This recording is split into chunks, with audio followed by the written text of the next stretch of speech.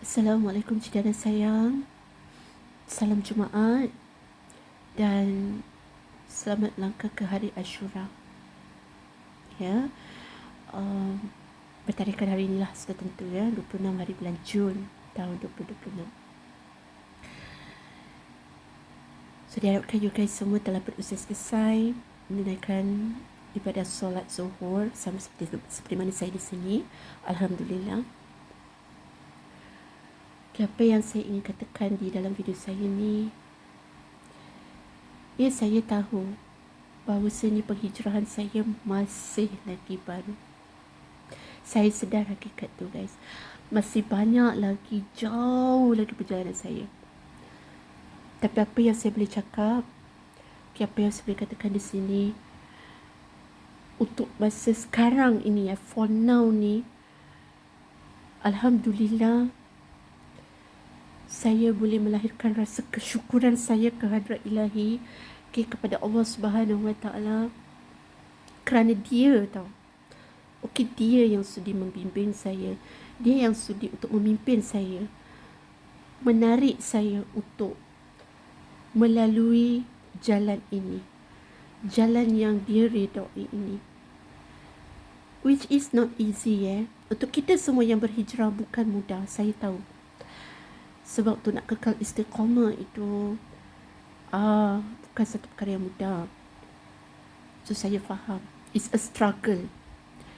Tapi untuk saya yang sekarang ini saya bersyukur sangat-sangat sebab bukan mudah untuk kita nak meninggalkan sesuatu yang dah sebati.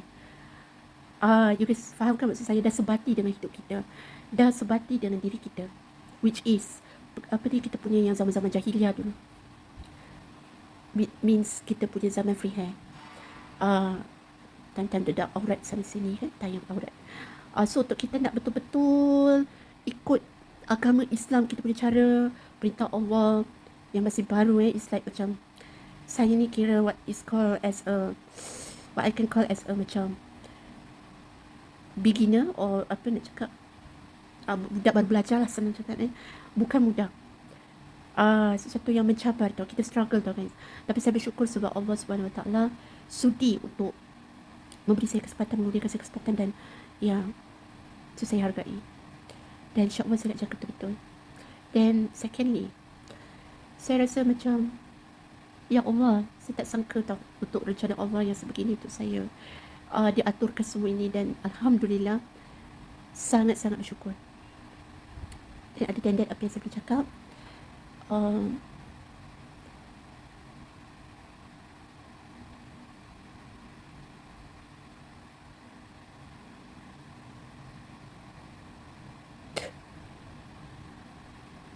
maafkan saya sebab peringatan untuk diri saya sendiri dan untuk sesama kita guys. Pernah atau tidak,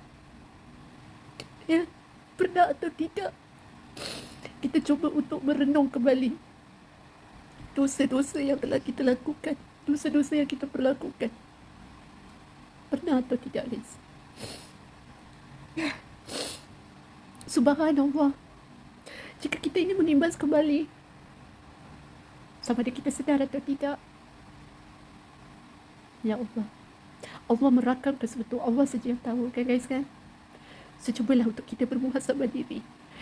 Dan betapa baiknya Allah, saya cakap ni hari Jumaat tau guys baiknya Tuhan kita Allah, sejahat ke sejahim mana dosa kita berapa banyak pun, dia masih tetap sudi pandang kita guys.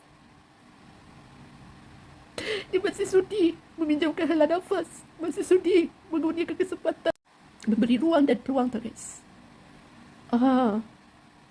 Dan sejahim mana pun kita, dia tetap masih sudi menggunakan rezeki untuk kita, tetap kasih makan dekat kita, kasih minum dekat kita. Pernah tak kita terfikir semua tu guys? Betapa mulia dan baiknya Allah terhadap kita. Jadi jangan sesekali acuh tak acuh, jangan sesekali seolah-olah ingin mengambil kesempatan di atas kebaikan Allah Subhanahu Wa Taala.